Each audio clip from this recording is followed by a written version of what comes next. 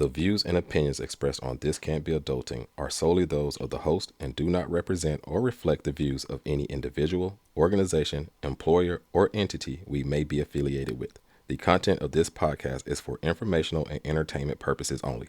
Listener discretion is advised. Yo, welcome to This Can't Be Adulting, the podcast where two guys who probably should have it all figured out absolutely don't. Careers, money, relationships. No one handed us a manual, so we're figuring it out the only way we know how, with real talk, deep dives, and a whole lot of laughs. I'm Herb. And I'm Derek. And if you're out here wondering, am I doing this right? Trust us, you're not alone. So hit play, relax, and let's figure this out together.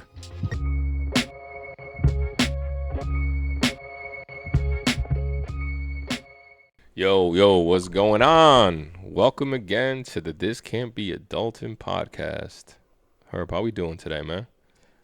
You know, I can't complain, but I feel like, with this topic today, I'm interested to see how we were doing at the end of it. That was deep. I would say that. Nah, that's true. That's true. Look, we try to touch on, well, obviously we touch on light topics too and fun topics, but the reality is, and again, if y'all don't know yet what this podcast is about, we try to touch on real life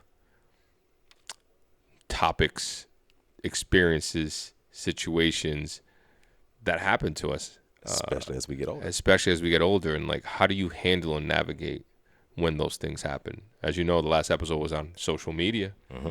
We've done a topic on just masculinity and how that handles. There's a slew of things. Yep. And so today's topic is certainly a heavy one, but I think one that a lot of people don't want to talk about, especially as adults, maybe even especially as men, because we've probably been taught a certain way.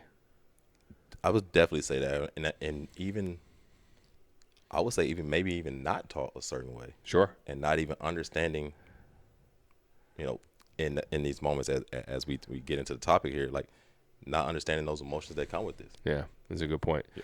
So what we want to talk about today is death and grief, how we have experienced it in our lifetime, how and what molded us into handling death and grief the way we do today, what influences in society and culture and family and religion might have molded us. I keep using the word mold, but molded us into the people that we are today when it comes to death and grief and, stuff like that, right? As always, we always start with our youngest age and how far back we can remember, because the idea of the podcast is to see the progression of where we started and how we got to where we are today. And I think this topic, like with grief, has been something for me that hasn't necessarily evolved, not something that's evolved throughout my life, but I feel like here recently is something that I had to deal with, grief became something that I had to evolve my life around. Yeah. And I think that's something that'll be, like I say, it'll be interesting topic to see where this goes. But yeah, I guess I'll open up to you and let you maybe start with kind of understanding grief and kind of some of maybe your earlier encounters with grief and maybe some of the emotional myths that were surrounded. Yeah, so I think I want to start off by first defining grief. Right? I think we all know what death is. Although, actually, I've listened to a bunch of podcasts and scientific podcasts where even scientists aren't even on the same page on when death is officially pronounced. Okay. It's very interesting, but that's not what we're going to talk about today. But anyways, I was just going off thing. But let's start off by the definition of grief. So I looked up the definition of grief before we decided to pod, and this is what the definition of grief is. The definition of grief is the response you have to a major loss, such as the death of a loved one. So grief is internal, an emotional experience of loss. That is what grief is. Yes. The reason why I wanted to define that is because grief is different than mourning. Okay. And I think a lot of people confuse the both and they think they're both the same. Explain. So mourning is the expression of emotions for someone who died. And so the difference would be grief is the feeling. Mourning is how you show and deal with these feelings publicly. Gotcha. As in grief is the internal feeling you feel. Grief is what you show. Yep. That's really what it comes down to. So Yes. Yep. I think that's a big differentiator because I don't want us to necessarily use each interchangeably, and I want the audience to know what we mean when we start saying grief and if mourning comes up too. Yeah, absolutely. Okay. Yeah, absolutely. That great start there, because I think that is important for us to set that foundation of how we're going to.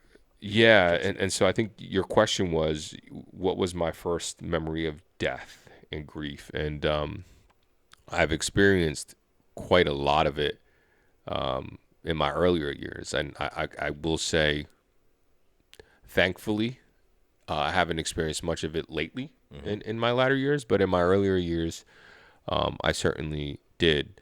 My earliest memory, I'm not even going to go with my earliest memory because I think some of my earliest memories were probably just hearing of like famous people dying Yeah. and stuff like that, as opposed to like people really, really, really, really close to me That you knew. that I knew was just people dying. Like, for example, one of the first celebrity deaths that I was just like, oh, wow, this is like interesting and weird was when Selena died. Oh, okay. Yeah. In the Latin community, it was a big deal. Honestly, outside of the once the movie, the documentary came, Jennifer Lopez, almost called a documentary, but anyway, the movie came out. That was my first introduction to Selena. So it's so funny that you remember that actually happening. Yeah, no, I definitely remember that, and that was, I don't know why I remember it so vividly, but like I remember my mom telling me, and me like I was probably like 8, 9 years old, and like just thinking, wow, okay, this is somebody's no longer here. Yes. And my grandfather had passed away before that, but I didn't know my grandfather well because he lived in Colombia, so I wasn't attached to him, so I didn't really know. So I'm sure I'd experienced, death. Yeah. Before then, but like in terms of actually like grief and because death is that emotion. Death is the act of somebody passing away, no longer being here. Grief is how I felt and how you feel internally post someone's passing. I think some of my what I do remember. This isn't even funny. This isn't even human related, but like when I really started feeling a little bit of grief was around pets that I had that passed away. Oh, okay. Yes. Yeah. So I had a goldfish growing up. Okay.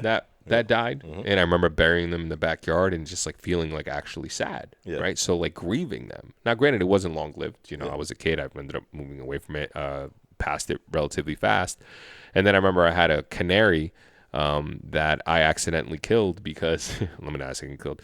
That I was the reason why she died because in the summertime, her cage was out in the dining room, which is where our AC was, and in the north, the AC is like.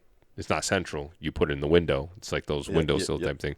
And it was my responsibility as like an 11-year-old to bring the canary into my room at night because it would get too cold in the dining room. Yeah. And I forgot to do it one night, and she froze to death. That's crazy. Yeah. They'll freeze like that. They'll freeze like that. She froze to death. Canaries are like supposed to be like tropical type stuff. You know what I mean? That's fair. And so I remember being really sad because I felt somewhat responsible for it. Yeah. And then, burying it was just like the loss of like something. And it was like really started recognizing the impermanence of life. Yes. And that was some of my earliest memories. Now, before I go into like just the major one that really hit me, I'm going to kick it over to you and see kind of what your earliest memories of death and grief was and how that looked for you. It's so funny because I think one of the things I realized growing up is that I didn't deal with a lot, as large as my family was, I didn't deal with a lot of death directly around me.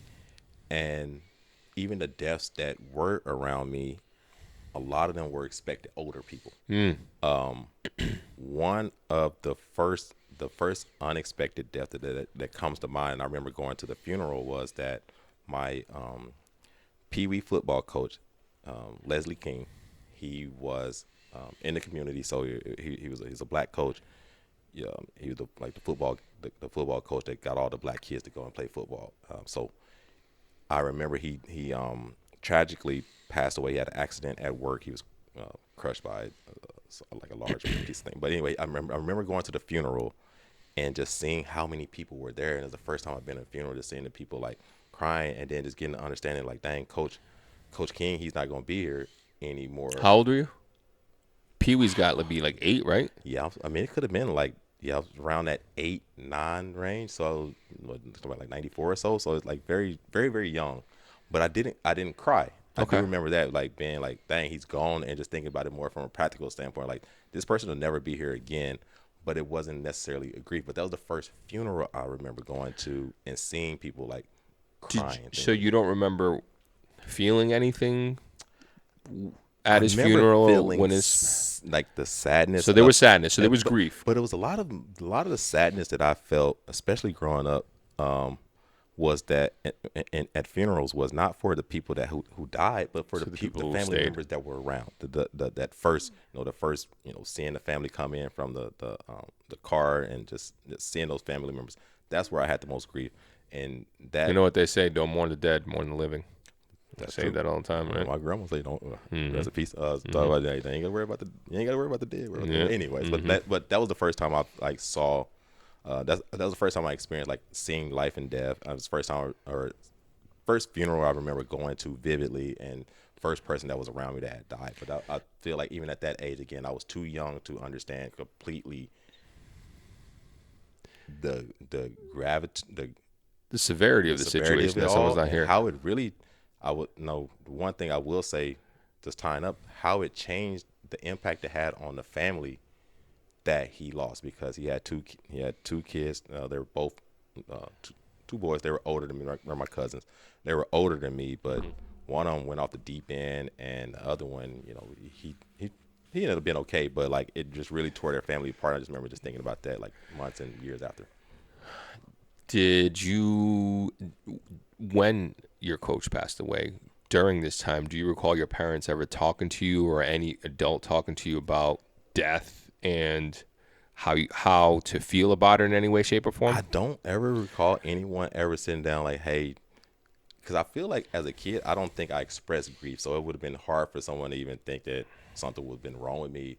And I think my parents didn't, I honestly wasn't grieving in the moment. I just saw it. It sucked, but I will say I wasn't grieving. It was just mostly my first understanding, my first experience with loss and understanding with death. Yeah. So I would say I definitely wasn't taught much in that Okay. aspect, how to deal with it, say. When do you remember the first death around you that really hit you hard, that Dude, this really is gonna made you sound grieve? really crazy.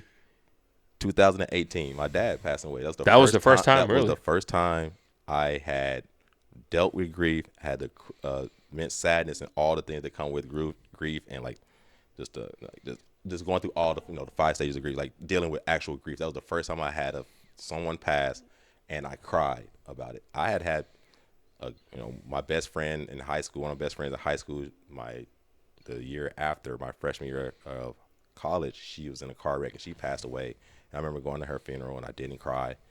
And I even wanted to cry. I even think like, man, what's wrong? I used to think things were wrong with me because I wasn't crying and I didn't feel like I was grieving like everyone else is like hysterical. So yeah, the first time I ever really felt grief was when my dad passed in 2018. I was 32 at the time. So I'm going to ask a question here, and obviously a lot of these might be sensitive or whatever. Yeah, I mean, we're talking about grief. Like, this is tough.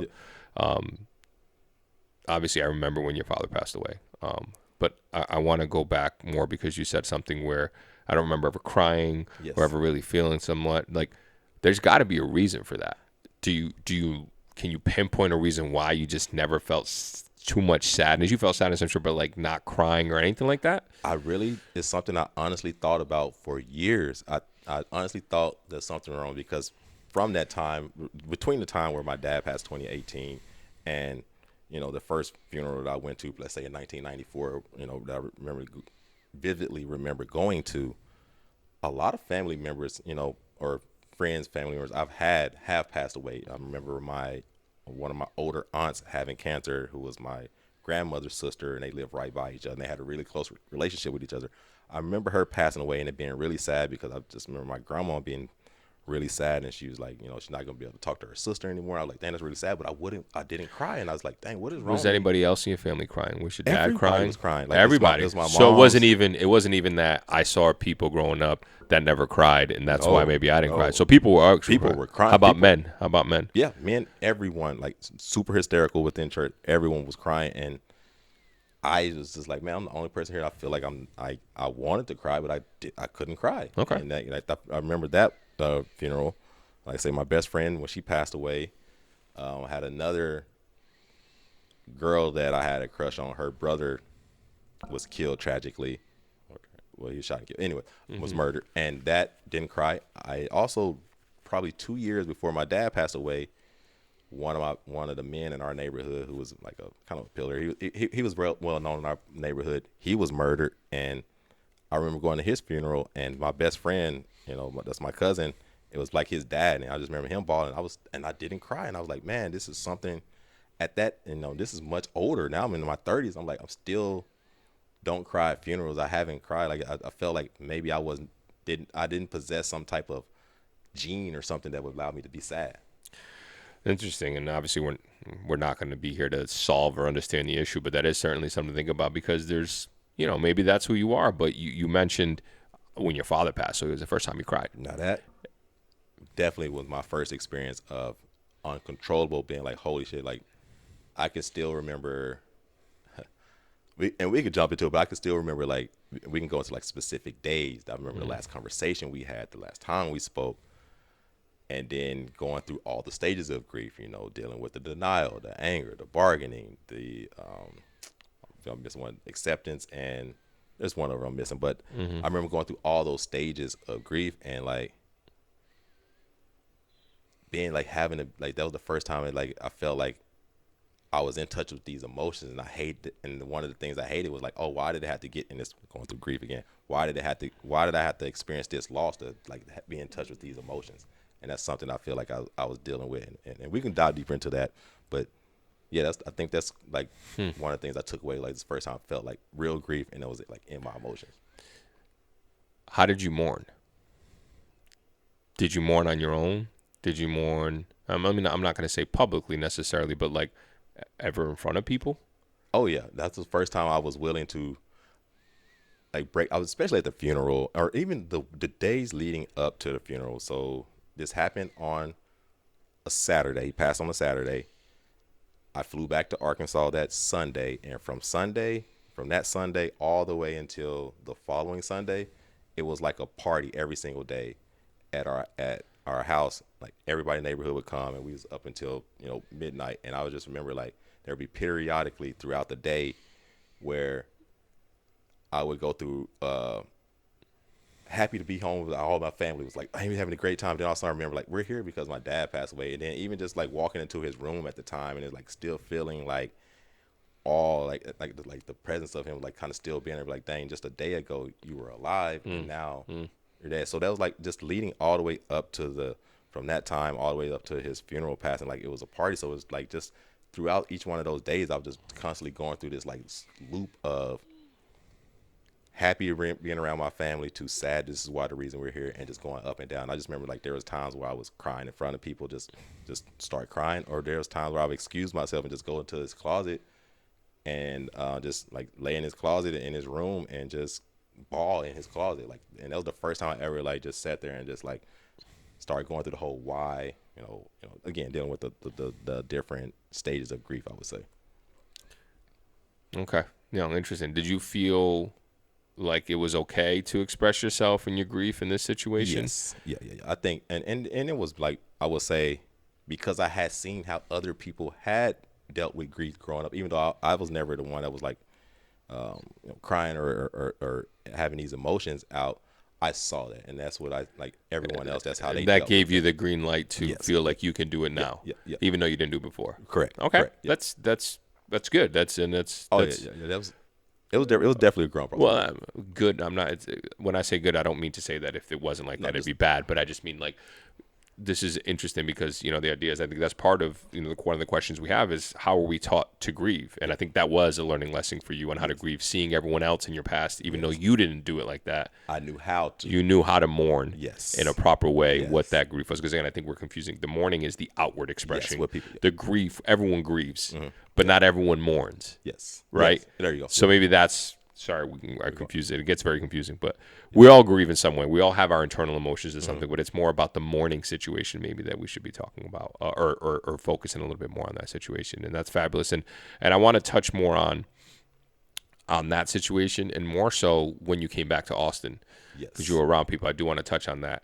I do want to bring up kind of my situation. I think we both kind of had a situation that I would say probably where like Very stand agree similar. the most. Yeah, and I've said this before on a podcast. My sister passed away when I was 13 years old, and that's like the first time I remember feeling intense sadness and anger and helplessness with someone passing away, because it was my sister, and like I was so close to her, and she was only 8.5 years old. And so I'll never forget when I found out my dad got the phone call at 6 a.m. He came in and woke me up and told me when I was laying in bed. I just remember just busting out crying, just like busting out crying. It was interesting because my grief was, like I said, sadness, anger, hopelessness, wishing that I could have done things differently. And even to this day, I think that way. Even to this day, I think that way. But I think what really hit me the most was death is undefeated, right? Okay. Because as much as we're talking about grief and mourning in this situation, I think an important thing we should really touch on is, what are we taught about death, right? We're taught about death as this thing to be scared of and be afraid of. And I think that's what I was taught when I was younger about death. And I don't even necessarily mean from my parents. I'm talking about from society, culture as a whole. Yeah. When you're younger, you're taught death is the worst experience or the worst life happening that could occur. Right. And you think when you're younger, you think it's so far into the future that you don't even think about it. Yes. And then when you have someone close to you taken away, you realize how real death is. And at that age, like you're coming in, you're like, you're going through adolescence. I'm just trying to imagine, like, how did you deal with it? Like going to like your friends and going like, what period of the year was this? When did it happen? This was at the end of, it was at the end of the school year. So my sister passed away June 7th, 1999. Okay. So this is right at the end of my school year. I was in 8th grade. I was graduating junior high and going into high school. All my friends knew about my sister. Everyone in my city pretty much knew about my sister because we did a bunch of fundraisers for her because we needed to pay for medical bills and all that shit. So it was well known that my sister was sick and that she needed a small bowel transplant. And everyone was very receptive and super nice to me from that perspective. Now, did I cry around him or anything like that? No, that wasn't the case. But I don't know if I felt like I couldn't cry or I couldn't mourn in a certain way. But I also didn't know necessarily what the right way was to mourn. Like, no one ever taught me necessarily. How were your parents? I mean, my parents were very open. My mom was very open. My mom mourned. She cried outwardly. It was my dad that really changed things for me because I also brought this up in our masculinity conversation. I had never seen my dad cry. I saw him cry once. He cried once, a completely different topic, but I had never seen him cry in the entirety of my like whole sisters thing. And so he actually didn't cry the day that it happened. And I asked him, why aren't you crying? And he was like, son, I've cried so much in the bedroom with your mom that you've never seen. Like, I don't even have any more to cry. And I was just like, oh shit. But I didn't know that he cried. And him even telling me that he cried, I feel like gave me permission to possibly cry myself, even though I don't think I would have been able to hold it in, to be honest with you. Because it really, really, really like hurt deep, like that she was not going to be here with us anymore. So that was major. And then, I cried a lot. Like that day, I cried on the flight because she was in Nebraska. Okay. So we flew over there. Oh shit. They brought me into the morgue and they pulled her body out of a refrigerator and I like saw her. Like that's burned in my memory forever. I was going to add, like that was burned in my memory forever. And like I kissed her on her forehead. Like it was like, it was brutal. Yeah. That was tough. And I remember just crying at the funeral and crying at the wake. And there was a lot of crying. Now, the positive thing is that all of my mom's family, my mom has a big family. Most of her family's in Florida. They all drove up. They all drove up and they stayed with us for a week. So there was, similar to what you're saying, there was a lot of like distraction. Yes. Because I had family. I got to see my cousins. I was just at the age running around with my cousins. So there was a lot of distraction. Then it was like, oh. And then kind of when they all left, it was kind of like, hit you again. Dude, like, oh. That literally, my dad's buried that following Saturday. that Sunday kind of people was still, but that following Monday, I remember like there was no more partying. I was still at home, and that was like the first day I was just like sitting here, like, and just sitting in that moment and being like, just going through, like, I can't. And I will say I was definitely in the denial stage at that time, the anger and denial stage, like at that time of just not thinking that it was, like, just still couldn't believe it was real. And again, it's unexpected, so it just like, and just seeing my mom cry, and then starting to think about like how everything changed, and then just seeing like once everyone left, like, there was certain, like, the relationship that my parents had with each other, you know seeing how my mom was gonna, like, that was one of the saddest things, was just like seeing how my mom was gonna have to like go on with her life without this person, and me just not being able to imagine. And then there's almost a sense of pressure to feel like, holy shit, am I supposed to be like the man of this family now, and like hear from my mom, and like all that pressure that kind of came with that. And it was just like, I will say that was one of the things that was, like, say that once everyone left and the party died down, that kind of like hit me as well. It was like, Reality hits hard. reality was coming in at that Reality point. And hits hard.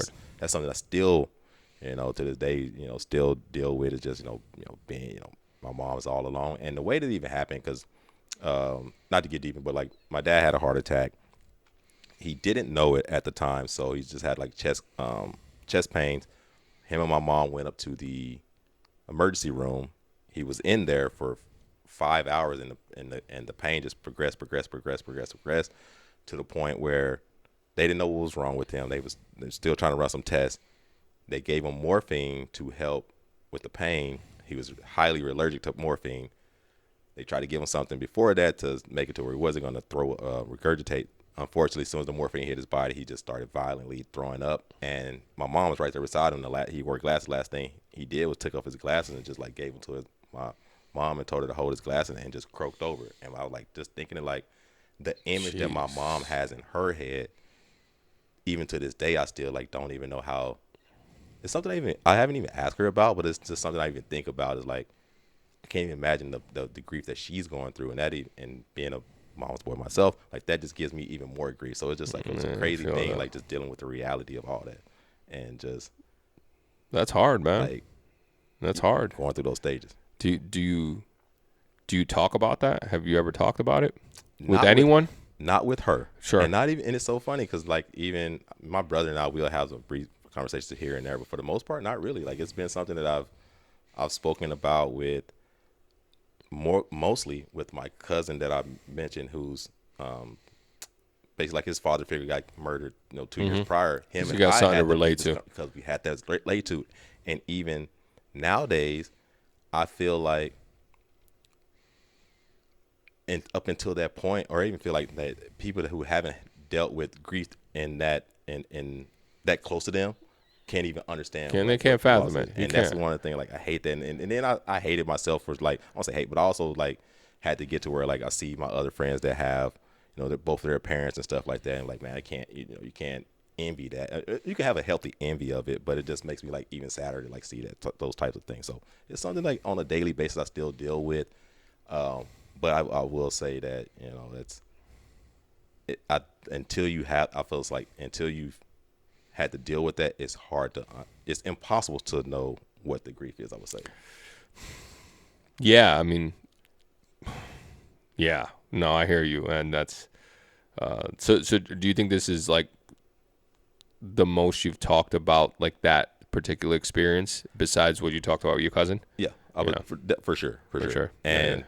it's always conversations I've wanted to have or get out, and I will say that knowing that you and I won't say you and I share, but like understanding that you had a moment that you went through that I would say is even, I almost compare like, harder, tougher. We're not comparing suffering or anything. I hear you, like, but a family like, member, a close family member, and it's like, man, I can understand, like, okay, we can have that conversation because you probably have a good idea of, you probably know what it's like to lose someone really close. So like, you feel like having that, where other people who haven't, is like, I don't feel like, I don't think empathy is something that you can apply to grief. Sure. Yeah, because empathy is about I've experienced this and I can, that's I mean people can sympathize, right? But in some of these situations, empathy is kind of what's needed, and I get that. Like I don't know if I necessarily want to talk about this. I agree with you to your point. It's like I've never had a parent pass away. I don't know what that's like. I don't necessarily want to think about it, but I've had a sibling pass away, and that can be somewhat the same feelings. And it's deep. Absolutely. To your point, I hear you. It's like easier to talk to someone that, okay, I think maybe you Yep. might be able to feel this. Yep. Do you think leading up to that point has not just the death of your father, but the deaths that you've dealt with in the past? You said your best friends and just people in the community. Do you think that you've learned anything from each one? Do you think it's changed your mentality about what death is, what grief is, what mourning is, how to possibly express yourself in mourning in a different way? Like, what are your thoughts on all that? I think what up until that point, I didn't I don't think I ain't say I took life lightheartedly, but like death seemed like something that was so far Again, this is what we away, just said, right? What I was just so talking about. far away. Like it didn't seem like it was something that could hit home. But when it struck home like that, it was like, man, like life really is, finite, and it really is brittle. Like it literally can be here today, gone tomorrow. Like I can remember the day, the the Friday night prior, everything I was doing the Friday night prior, leading all the way up to the conversation, you know, and eventually what happened was my aunt called me on my mom's phone. I knew they were at the hospital, but my aunt called me on my mom's phone, and she was bawling. I answered the phone, and I remember my mom had called me, said something was wrong. I'm asking her like questions. She's not really giving me answers. We hang up. I'm like praying, and that's something that I, going back even time back to the religious stuff. That was like one of the first times I'm like sitting here like truly praying to whatever God there actually was, that everything was going to be okay. And then the next phone call I got was from my mom's phone, which was my aunt, and she's saying her exact words was, "Herb, you got to come home. We lost him." And I remember hanging up my phone and chunking it. And it's when I was living with our best friend. His girlfriend was there, and I was just laying on the floor, crying. And she comes in, and she's like, "Are you okay?" And I was like, "My dad just passed away." And that was the first. It's like saying at that time, that was the first time I said it out loud, and I could just still remember like everything leading up like those 72 hours. I can still replay like from our last that Wednesday up until that Saturday when I'll say a little bit longer, but till he passed away. Do you remember like your last conversations with your sister? There wasn't much conversations because she was very, very fragile and sick.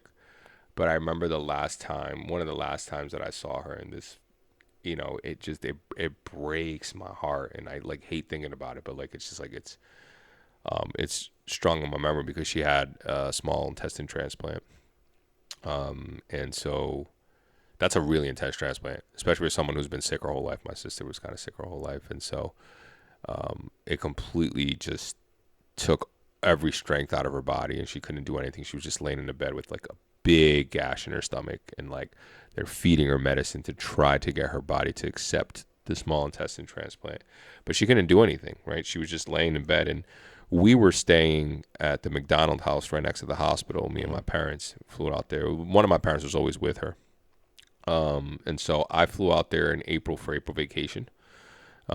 She got a transplant April 1st, and then we had spring break. So I flew out there for the entire week to go see her.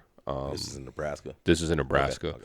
And so flew out there, and then at night we would go back to our room and go to bed. And I remember my mom just being like, I don't know what time. She was like, "Hey, can you go check on your sister? Like, just go check on her." I was like, "I don't know. I have a weird feeling. Can you go check on her?" And I was like, "Yeah, okay, I'll go check on her," because I remembered the whole hospital thing. And so I went and checked on her, and we were expecting her to go to sleep. And I like peeked my head around the corner, and she wasn't asleep. And this like memory just kills me. Like she was reaching for the nurse's calling thing, and she couldn't get it because she was so fucking weak, and she was hurting. And I just remember seeing it and being like, if I didn't come, like what would have happened? You know what I mean? Like it was. I'm crying now because of it, but like I hate that memory because how many times did it happen to her?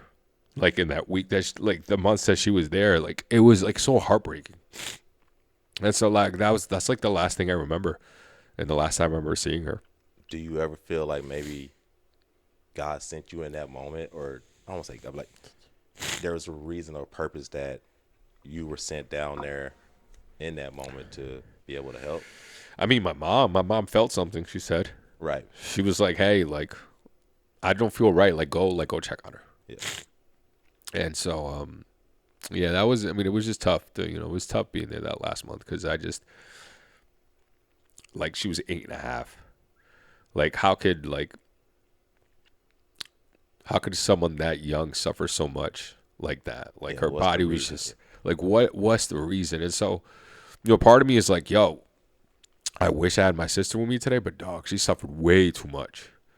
And it's like way too much. So part of me, and I think my parents too, are just like, you know what? Like, we wish we had her, but like, God, like, Yeah. finally he remembered her because, dude, she suffered so much. And I couldn't even fathom, like, being that sick, being in the hospital, being so much pain. Like, it was just brutal. But yeah, that was tough. And that was the last time I saw her alive. And the next time I saw her, she had passed away. But that was certainly brutal.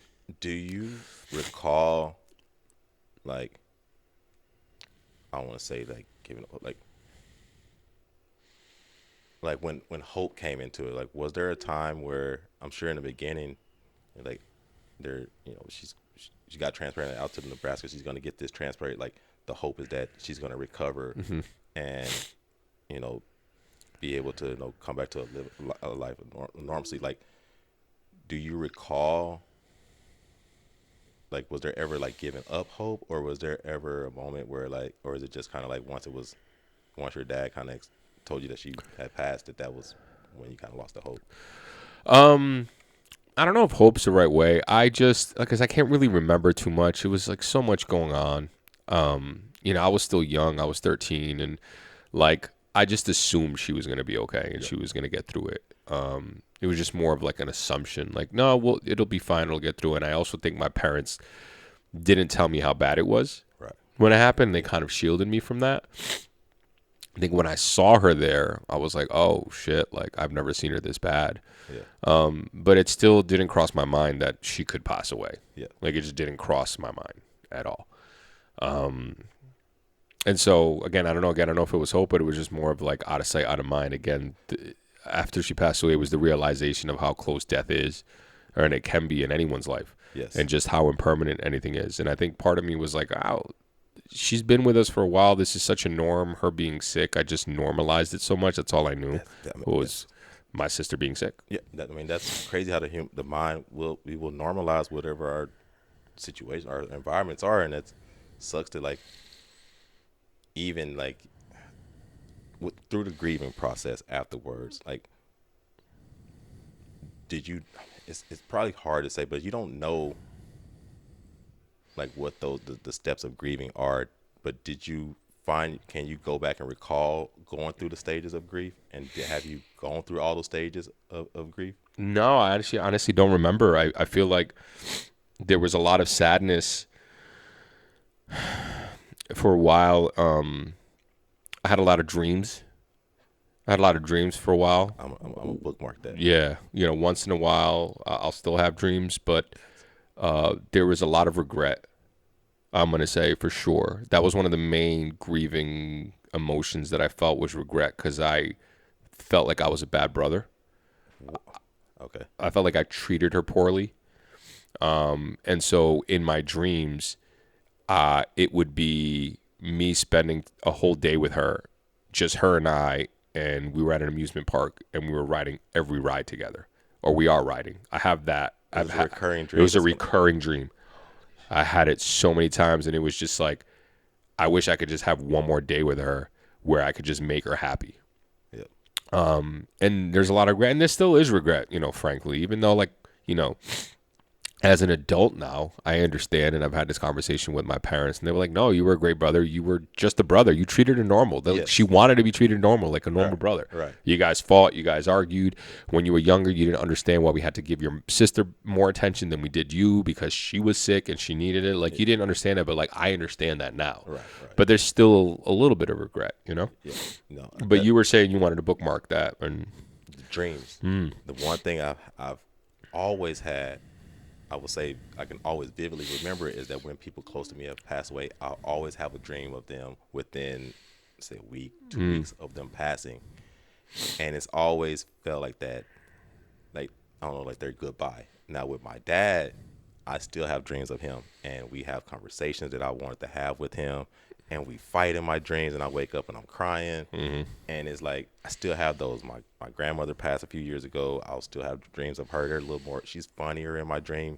The people that have passed away, I have dreams of, and I feel like they come to me in my dreams, or I remember them in my dreams of a little bit of how they were in life. But like with like my grandma, she was just a funny person. Like, she always cracking jokes. So it's just how she is in my dream. My uncle, he passed, and he was just he always remember him on his motorcycle. So in my dreams, I just see him like driving off in his motorcycle and things like that. So I feel like dreams have been one way that I've almost kind of looked at those as those opportunities for me to like connect with my dad still and have conversations with my dad still.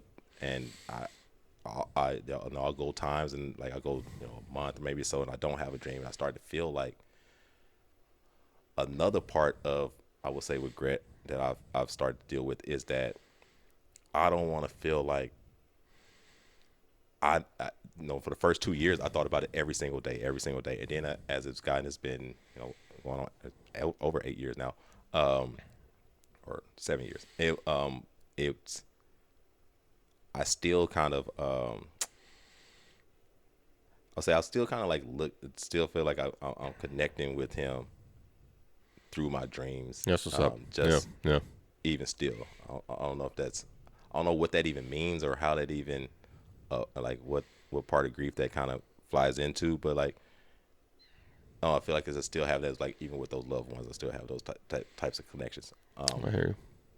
It's interesting, I would say that. Now what I was going to ask was that, like, far as grieving now that you've gotten older, do you find yourself just still cycling through those stages? Yeah, I mean, I think I'm more open to expressing grief and mourning. Yes. I don't think I care as much anymore. Yes. Oh, with that said, I feel like sometimes I got to be careful because we can't force emotions, and we can't force anything like that. So sometimes I'm sitting there, maybe how you were when you were younger, and I'm like, I feel sad, but I can't cry, and that's okay. Yep. And I think we need to realize that that's okay. Yes. Because I think, going back to what society and culture tells us, they tell us somebody close passes away, you should cry. Yep. And it's like, we don't all handle it the same way. Yeah, you don't have to cry. You don't have to. Yeah. People grieve their own way. Yes. People Agreed. mourn their own way. Agreed. Now, if you're holding back because you don't think you can, that's different. But I think at the end of the day, you can't force anything. Right. And so, that's super important because, I've had a couple of, close deaths, particularly in my family, 2018 as well, had a close death in a family. And I don't want to get into, what happened, but it was jarring.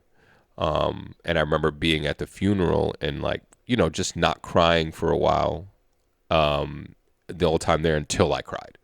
And I remember thinking, oh shit, like everyone's crying. Why can't I cry? And then it I didn't force it, but it came out when it came out. Right. And I think, that was a moment of realizing, hey, it's okay, man. Like, you don't have to cry because everyone's crying. You don't have to grieve the way everyone else grieves or mourn the way everyone else mourns. Yeah. And I think that's really important for people to acknowledge and recognize about that as I'm an adult, is what I've realized. Like, it's okay to grieve and mourn how you feel, as long as it's not forced and as long as it comes natural. I think that's kind of the biggest things that I've kind of learned and how I've changed in that way. What are your thoughts? I will say one of the things that also grief or death has done to me is almost was a sense of numbness that came over me for, I would say, a good year, to where like nothing, everything else. It made everything else in life seem very trivial. Like anybody was coming to me with any of their problems, I'm like, it made me like not Not care as much, not care not as be much about so. their problem. Like So people you, do you think it was a bad thing? I think so. I think definitely, and I even think so that it affected the way I went about relationships in the sense of like it was no one could be sadder. I didn't. I went to like on this thing where You I think wouldn't you allow got anybody. problems? Yeah. That's exactly what I. Yeah. Nobody else could have problems. Going like, man, my dad passed. Like, you ain't dealing with anything. You're crying over, how you feel. You're crying over, a job. You're crying over, whatever the situation may have been, and it absolutely could have been warranted, and it probably was warranted. But At the that way time, I that's not how was you were seeing taking it it, how it was because you were perceived, still like grieving. I was still grieving, and You were still I was grieving. like had that resentment for that. So I think that's something that did you find yourself like has it created, as you've gone on and grown, has it what impact has it had, if any, on like relationships or even with with girls or even with just with friends or even or if any? I don't know if I can. It's an interesting question because I think every life situation, particularly death, has an impact on you in some way, shape, or form. Right. Whether it's observed and acknowledged and understood and recognized is a different story. I'm sure all the deaths and all the grieving that I've done has impacted me in certain ways that I have not recognized yet. I'm sure. Yes. So I want to preface it really that because I can't think of anything where it's impacted maybe friendships and stuff like that. What I can say and what I do want to not segue into, but like what I want to use that question as a bridge to is because I wanted to ask this is like, we talk about like how society has taught us, but like I think more importantly, how do we think that society has taught people around you to treat a person in grieving, a person in mourning, or a person close to them who has passed away? And the reason why I asked this is because clearly your father passing away in 2018 was a big impact on you. Yes. And I was a really good friend of yours at the time, and I don't remember ever being there for you. And I don't know if it's because you seemed very stoic and like, nah, I'm good. And I took that as, all right, I'm going to let him be. Herb isn't a big person with his emotions and his feelings, but like, that's a true thing. And I think also part of it is like, we get awkward. We don't know what to do. We don't know what to say. We don't know how to handle the situation. That's a lot of what society is. So I guess that's kind of the question I want to pose to you. Like when I said, I want to understand how you felt when you came back to Austin. Yeah. Did you feel alone, isolated, like no one was there for you? No, not at all. I think it's the complete opposite of that. What I've found is that most of the time, and you spoke about it, if you have a good friend group, they're gonna want to be there for you. They want to help in any way that they can, but it is also a sense of not knowing how to help, Yeah. not knowing when to broach the topic, Yeah. not knowing what's okay to ask, what So I think a lot of times people just lend it to the person that's grieving, like they'll let me know what they need from me, and I think for me and the way my personality is built is like I'm already come from a standpoint of nobody cares about you. And I'm not saying that in a negative way. I'm just saying like people got their own stuff that they're dealing with. So yes, this sucks to you and I know how big it sucks. And you do have friends that do care, but also they're dealing with their own stuff too. And I'm not like, don't want to like, You don't want to be a burden in some way, that shape, or burden. And form. and it's almost like no one wants to be the person that's being the sad person or bringing up the sad topics or things like that, even within your friend group. And that's probably something that I can get better with. I was just going to ask, do you feel that today, No, I or think is it's just that what you felt at the time? at the time. And I think and that's just a me feeling the way I go about it, where I think what my friends have shown me is that like, no, bro, we do care. We love each other. Like we want to be there for each other. Like I think in a sense that my friends are probably a little more mature emotionally than I have been. But I think that made me become more emotionally It helped. mature because I was like, man, these are real feelings I'm having to go through. And I think I think that's the way that I handled it. I thought my friends were there for me, but I also understand that I did pull back from my friends just because I didn't want to be known as that. Like, oh, that's that's the dude whose dad just passed away. And I Yeah. think that's something that I get that I had that's to deal with real. as well. And do you think you felt that because you learned that somewhere.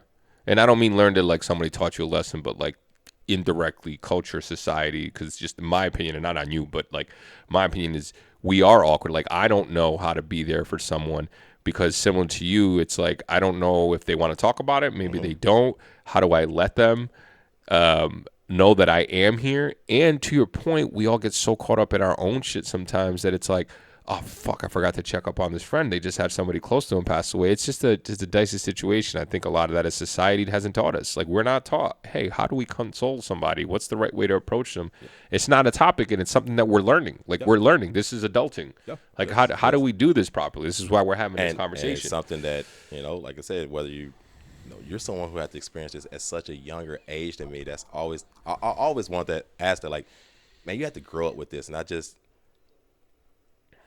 always like I can't even fathom this, like the sadness, the emotions that you've had to carry all this whole time, considering like I don't know if I'm using the word right, but the dichotomy of you're a strong, big, healthy, athletic human individual, and you would have given anything, just to have your sister, just to have a little bit of that, and you've had to grow up with this, and like, how does that play into you? How have you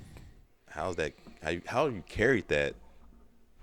Like, cause it's almost like you got, like, you got everything. You got the lottery. Yeah, and it's like, man, you had to have this right there in your household and have to deal with like seeing your sister that way. I always wonder how you have to carry all that. It's a great question, and I'm gonna be, well, obviously we're here being 100%. That's not something I've spent too much time thinking about or ever did, but I can see a lot of people that would. Right? It's that survivor's remorse. Mm-hmm. In a sense, mm-hmm. When like two people are in a car accident and one person survived, you're like, I can't believe why did I get to it? I never actually thought that way. Let me not say never. I rarely thought that way. There were certainly times where I'm like, I think it was more of like, wow, like my parents had 2 kids, and one of them turned out to be born with a lot of challenges and a lot of physical ailments and health ailments, but I wasn't the one. It was my sister. It was a 50-50 chance, and I got the roll of the dice that ended up. I think more so I think about it like, if it would have been the other way around, like how would this have affected my parents in a different way? And you know what I mean? So again, I think for me, and I don't know if this is a good thing or a bad thing, I haven't spent too much time necessarily thinking that. I think a lot of it still is going back to just the regret of how I treated her. I think that's really what weighs on me heavier than anything else in the world, is how I regret the way that I treated her, whether that's what's the right word I'm looking for, whether that's valid or not. I think that's certainly the big piece that I do. But I also think it's a personality thing. I guess, in your mind, you think that that's how you might have felt if you had like a sibling that passed away and you were healthy, and it was like, how did I get this? And I mean, honestly, now that I've dealt with grief, I have no idea. Like, right? The one thing is until I had to go through this experience, I would have never known how it would have dealt with me and how you would have felt, right? Even in a survivor's remorse kind of situation, they're thinking like, it's times where I think back as I've gone through the stages of grief and bargaining and things like that. Maybe it's a good thing that my dad passed before my mom, because there's no way that either of us would have been able to live without my mom. And maybe this is like some crazy sacrifice that he had to take for our family, because like that, like even those reasoning like crazy, with it, right? Like those types of things that I've had to deal with is just some of the stuff, like the weird thoughts that I've had like that. Obviously the bargaining, like why my dad over somebody else's, or, you look at other people in the community, or like why this person get to live to be 60 and they doing all these things, and like you're going to take like those types of things. So I feel like it all just kind of like taught me kind of, I mean, it until I dealt with that, until I felt those emotions, I feel like I wouldn't have been able to have like these types of conversations. I wouldn't have to be able to like, I don't know, be mature and looking at the grand scheme of things, I guess I would say. And had I not have to deal with that, but also just like, it just sucks to just like, damn, I wish I wouldn't have had to go through that, because I would love to see if my dad could have seen me today and like be able to tell them like the things I'm doing good and like just have that conversation. So it's just like, I mean, I'm still dealing with those grief and those bargaining moments there. But lastly, I was going to ask was that, do you think about her every day? I do not. I do How, not how anymore. I mean, I guess it's so long ago. How long do you think it take for you to get to that point? It's a good point. It's been 25 years. I'm sorry, 26 years. Yep. It's been 26 years. And it's not that I don't think about her ever. I still do think about her. She still crosses my mind, for sure. But you know, when so much, we're just humans, and when so much else gets thrown at you in life, it's not that you forget. It's just that other things take priorities, and it's unfortunate to say this, but it's the reality that life goes on and it has to go on. And the reason I asked that question was that I felt guilty because, I mean, it probably was a 2.5 year process, I would say, where I thought about my dad and the death every single day. And then, like, I can remember, like, going, like, a few days and, like, holy shit, I didn't think about him and almost feeling guilty that I didn't think about it. Like, also, like, I'm giving up his honor. I forgot about him. But it's not that. It's like you said, life goes on, and he would have, you know, it has to go on. Like, there's no other options for us because, you know, that's just the way that, you know, life works. But I felt like that was one of the things I was dealing with, like feeling guilty of not thinking about him every day. Then I got to the acceptance part of understanding, like, I'm not forgetting him. Never. I'll never forget him. That's not what's happening. And understanding that, you know, we talked about the 5 stages of grief. They're not stoic. It's not linear. You don't go from Correct. The anger, denial, bargaining, depression to acceptance. Is you can cycle between those things, you know, throughout your life. So I think that's one of the things that I've learned over this process and having to deal with more grieving moments is that, you know, just to be thankful of the health and wealth that I have and the time I have here and the time that I have with the people around me that I love, and really trying again. I think that goes back to like being present in the moment. That's the biggest lesson in Buddhism and meditation that I go through. But also, how many times did we hear that growing up? Just appreciate what you have. It's the most cliche thing. And as a kid, you're like, shut up, because everything is in the moment. You're feeling in the moment. I'm not blaming kids. Like, brains are developing and stuff. But, like, if that isn't the realest lesson, like, even through my anxieties and I think about all this stuff, and then I start thinking, man, death can be right around the corner. Suffering even more can be right around the corner. I think about the poor children in Gaza, the Palestinians getting blown to pieces, and I'm over here bitching and complaining because my CEO wants me to put together a fucking 8-week training course session about shit that I don't even know. Yep. And it's like, and I'm not saying that you don't deserve to feel sadness, or you shouldn't feel sadness, or you shouldn't feel depressed, or you shouldn't feel anxiety, and you shouldn't feel hurt about things. That's not what I'm saying. What I'm saying is if you could take a step back when you're in those emotions, and just truly understand that you're gonna get through that, and that life is such a beautiful thing to cherish and appreciate. You'll be good. I don't want to say things could be harder. That's a negative way to look at it, and I don't, because that seems like you're scolding someone, but it's just like, hey, like, be where your feet are. Yes. Oh, my feet are right here. Okay, I'm here. Yep. I'm good. I'm good. It's just more of a way to help get through tough times. That's just the reality of it. It's just a really good way to get through tough times. And I don't know, Herb. This was I didn't think that we were gonna go that deep into certain things. But I'm glad we did, and it was helpful. And, you know, again, as adults, you know, we're told that we should know shit and know how to deal with everything. And the reality is, again, we're just figuring this shit out. Man. We've learned some stuff. Yep. We're going to continue. We don't have all the answers No. about how you should deal with death and grief. I think it's more of an understanding. Think there are any answers right. to have. Good point. There's no right way necessarily. It's an experience. And everyone deals with it differently, but I think it's what can help you possibly deal with it better is to understand that death is very real. And we need to stop being so scared of death. I think we need to, and I'm not saying it's easy to do that, but start understanding that nothing in this universe, nothing is permanent. Nothing. Yes, when we're talking about cosmic scales, the universe is 13.8 billion years old, but the universe isn't going to be here forever. But it just, even then, like, to us, when you start talking about billions of years, millions of years, that seems very, those are large numbers. But in the grand scheme of the universe, that's not that long. Yeah. Yeah. As far as like humans, like, Cosmic times. Yeah. we haven't been.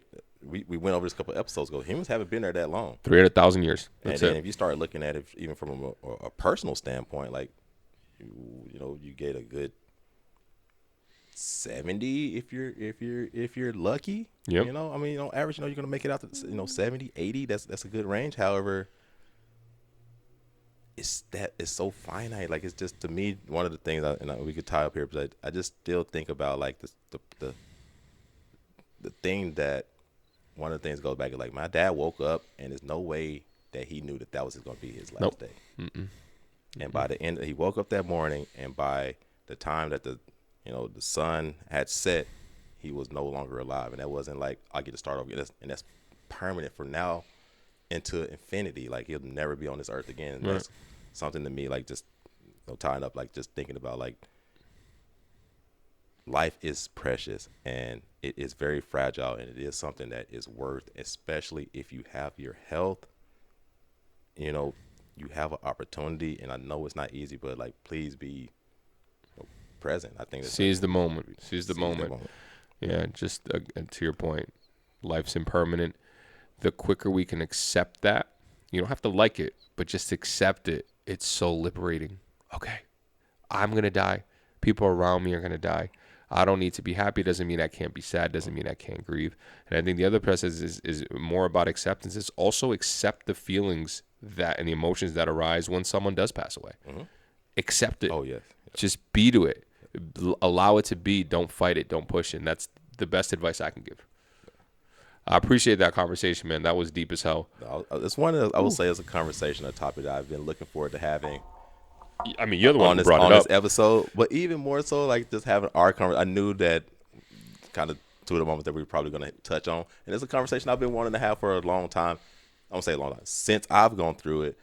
It's almost like you start seeking out other people, and that's almost how bad. But it's like you, like, look at other people like, oh shit, they probably know what it's like. It doesn't sound bad. I get it. People even when we talk about social media on our last episode, I see people post stuff on social media of someone passing, and I immediately, like, have a connection with them. Mm-hmm. I feel like, and I almost want to reach out to them and be like, people that I barely know, people that I know a little bit, I haven't spoken to in years, and be like, I mean, if there's anything I could ever do to help, like, heck, I would want to help as you go through this grieving process. So yeah, it's big. It's big. I appreciate that, man. Yeah.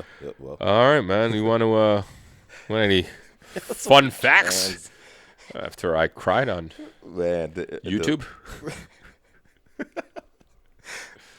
Hey, we keeping it real here. We keep it real. This can't be adulting. I was able to hold mine back. I was able to have a couple times over here feeling twitchy. Yeah. All right, you're gonna be okay. You can get through this. You can get through this. So, our fun fact is, as we try to transition into to this, this is about to sound real trivial and crazy. Well, I was gonna speak to fun facts of the summer because just recently we crossed over. I'm not gonna get this right. But summer solstice. There we go. So now the days are gonna start to get shorter. Yep. By the as we get by the end of the year. As we get to December 21st, it'll be the longest night. Yeah. So what I was gonna say is that when we talk about the shortest day of the year for summer 2025, the shortest day in terms of the northern hemisphere, which is where we're at, is gonna be on September 22nd. And it'll be approximately short. On this date, the daylight and nighttime are nearly equal, roughly 12 hours each, and making it the shortest daylight day during the June through September 22nd summer period. So set your clocks, September 25th. That's autumnal equinox. There we go. There you go. All right. Be ready. All right. Be ready. We'll be ready. Quite a turn. Quite the turn. Mine is more of a thought experiment. To think about, and it kind of ties into this, but to the topic we were talking about at hand. But you could some way. But like, something that I've thought about a lot the past couple of years is the fact that we're all walking this earth and planet and, waking up, showering, walking our dogs, going to work, paying bills. And you really think about this thing that we're doing. In my example, here's how it all started. Exactly 40 years ago, because my birthday is in 3 months. Okay. A normal pregnancy is about 9 months. So 9 plus 3 is 12 months. So exactly a year ago, my parents had sex and my mom got pregnant. And then out I came 9 months later. Mm-hmm. And here I am today, 39, 40 years later, paying bills and going to work and fucking doing this podcast. Like, I didn't ask for any of this shit. None of us asked to be here. We got thrown into this planet, and then they're telling us, okay, now go do something. Go have purpose. Go fucking work. You got to pay bills. You got to pay taxes. Like, bro, I never even signed up for this shit. This was not like, I didn't ask for this. My parents fucking all of a sudden decided they wanted to have this kid that never wanted to necessarily be here. I'm not saying I didn't or didn't, but like, isn't that crazy? You just sit there, you think about it, you're like, now I pay bills? Now I go to work every day? Yeah, but it's good to be here, though. I'm not saying it's not. I'm just saying it's funny how it's not like we had a choice. Oh, no. You know what I mean? We didn't choose society, to be here. Yeah. Not even society. This is just life. Life. Yeah. Like, you know what I'm saying? This is what life is. Life consists of being born, without choice, growing up, and paying bills and working. That's I think that's just a wild ass thing. Like, I don't know. I just think that's a crazy thought experiment to think. So that was kind of what I wanted to bring up. Whether it's a fun fact or not, I don't know, but a good thought experiment. No, I think that goes just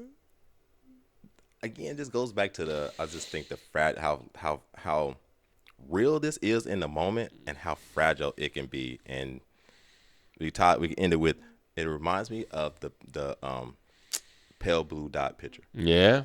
And Carl Sagan, baby. Everything that's everyone you've ever known, everyone you ever heard of, everyone that you will know that exists, all in this little just pale blue dot of a picture here on Earth, all this whole time, and that's fascinating. This huge solar system, anyways.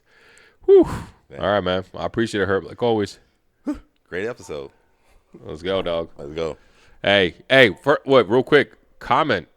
Talk to us. Let us know what your thoughts are on death, grief. I know it's a touchy subject, but like, how have you handled it? How do you see it handled? Did you handle it differently? Obviously, that's always a call to action. Please write us some comments. Let us know. So let us know how many tears you shed for this episode. Peace.